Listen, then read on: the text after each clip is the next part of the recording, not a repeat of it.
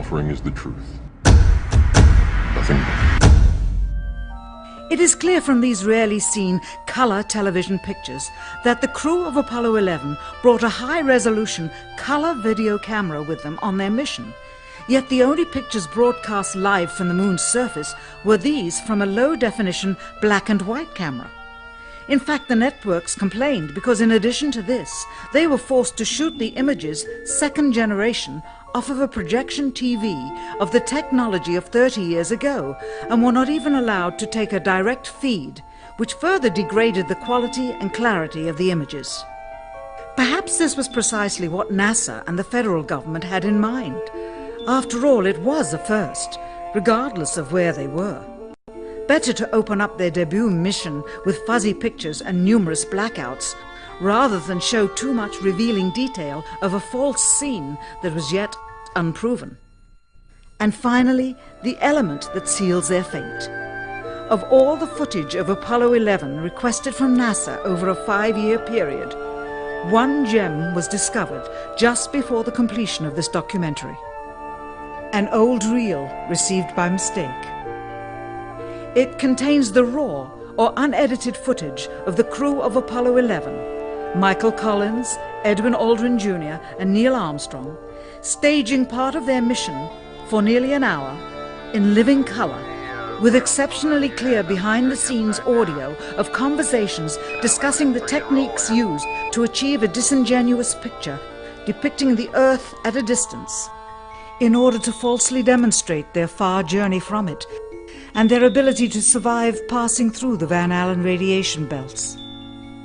It cannot be misconstrued that this staging was done for some other reason prior to the mission, for the reel itself is slated and dated July 18th, 19th and 20th, 1969, the very days of the mission when they were said to be approaching and achieving lunar orbit.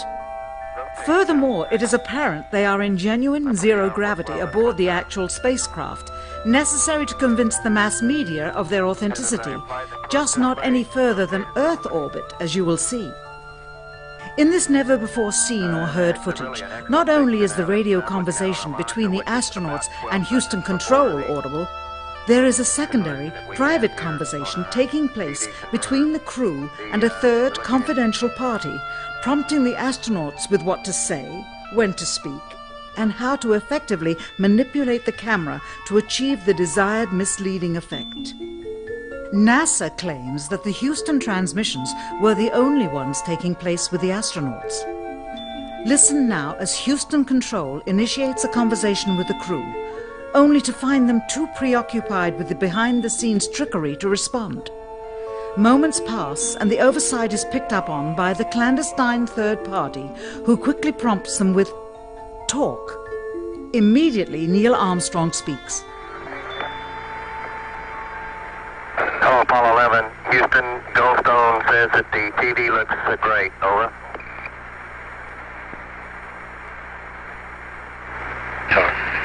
Okay, Roger. We're wrapping in on Earth. Again, the illusion they are attempting to create is the Earth at a distance to demonstrate their far journey from it and their ability to survive passing through the Van Allen radiation belts. Understand, too, that only about 20 seconds of this raw footage was ever broadcast to the public, and these conversations discussing their deception were believed to be private. Until now.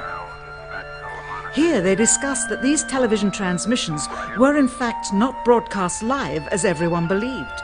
They were first screened and edited for playback later. Roger, Neil, we just wanted a narrative such that we can, when we get to playback, we can sort of correlate what we're seeing. Thank you very much.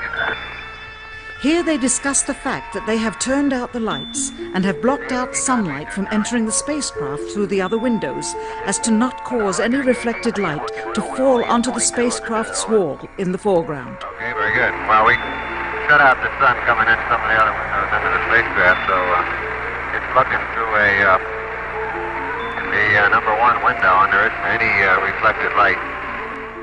The reason this was done is so that the truth of the matter would not be revealed. It is this. though the federal government would have you believe that this is a view of Earth from a distance out of the spacecraft's window as it nears the moon, it is not. What they have ingeniously done is placed the camera at the back of the spacecraft and centered the lens on a circular window in the foreground, outside of which it is completely filled with the Earth in low orbit. The circumference of the window then appears to be the diameter of the Earth at a distance, with the darkened walls of the spacecraft appearing to be the blackness of space around it.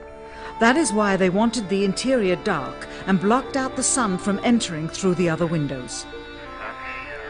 Here you can see the extruded window, probably 2 inches thick at the bottom. This is because the Earth's shine is coming in at a downward angle. It also causes the Earth to appear to be an irregularly shaped circle, for you are seeing the outside of the window at the bottom and the inside of the window at the top, which together form 2 different sized halves of a circle. Subsequently, this take was never used. As they perfected the shot, a crescent-shaped piece of black material was inset slightly into the window to create the illusion of the Earth's terminator line dividing night and day. It is uncannily convincing. During this segment, intended to be edited and played back later for the worldwide television audience, dated July 18, 1969, Neil Armstrong condemns himself as he states that he is 130,000 miles out, or halfway to the moon, as the NASA flight log also states on this date, when he is in reality in low Earth orbit of a few hundred miles. Roger, Houston, Apollo 11. Calling in from about 130,000 miles out. Here, during another segment, also intended to air after review, Neil Armstrong falsely explains to the viewers how the shot is attained by putting the camera's lens to the window's glass, as it would have to be if they were the claimed distance away from the Earth. We only have one window that has a view of the Earth, and it's filled up with the TV camera. If the window was completely filled up with a TV camera, as he stated, then an astronaut's arm would not be able to get between the camera and the window, as it obviously does here in this outtake. South America becomes invisible just off beyond the terminator or inside the shadow. You can also notice how the astronaut operating the camera reacted to the mistake by attempting to pan away from it. Blue cast, see white bands of major cloud formations across the Earth.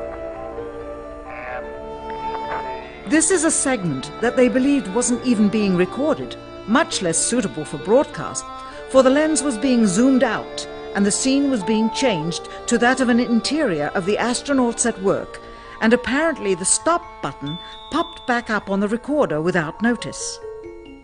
Here is the diffused work light that they used to see camera controls, but not throw light onto the spacecraft's wall.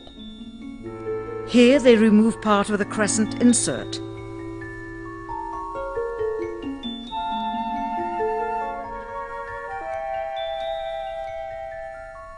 Finally, the iris is opened up and you can see the real location of the camera and the very bright and near Earth out the window. Here is the slate for the 19th of July, and the same shot of trickery on the 19th of July, and then the 20th, and the same misleading shot on the 20th. Later that evening, they were said to be walking on the moon. How can this be when they were in Earth orbit only 9 hours earlier, and the moon is some 3 days' journey away? Furthermore, if they genuinely went to the moon, why would they be faking any part of it? Why this trickery with the window?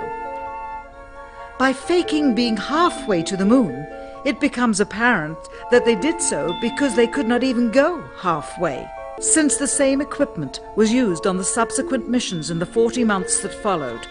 None of them could have gone to the moon. They only increased their proficiency at staging them. When some TV viewers of the second manned mission to the moon telephoned the networks complaining that reruns of I Love Lucy were being interrupted, it became clear that for the taxpayers, once was enough. But it wasn't enough for the government and contractors. Billions of dollars of pure profit went with each return. How coincidental that the following mission would have the element of life and death jeopardy. Apollo 13. Now the public would take going to the moon more seriously and be reconnected with the drama. We now realize that perhaps the reason Neil Armstrong has never given an on-camera interview is because he doesn't want to lie anymore.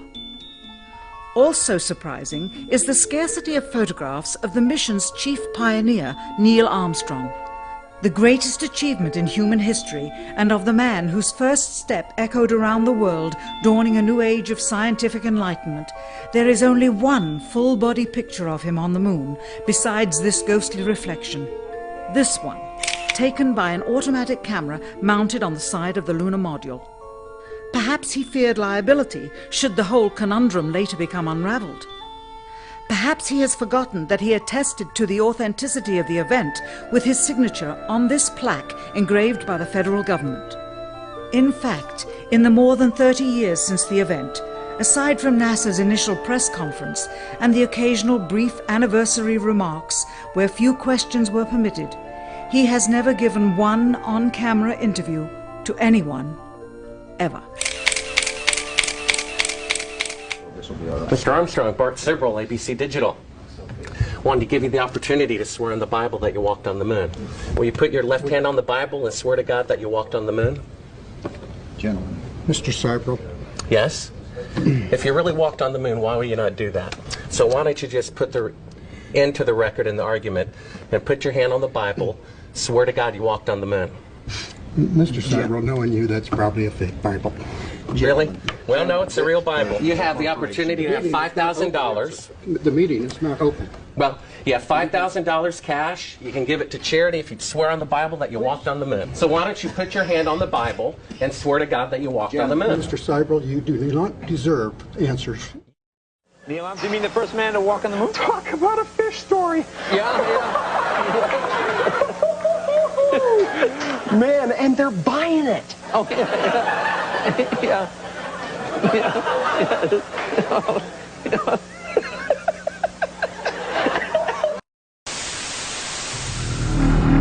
All I'm offering is the truth. Nothing more.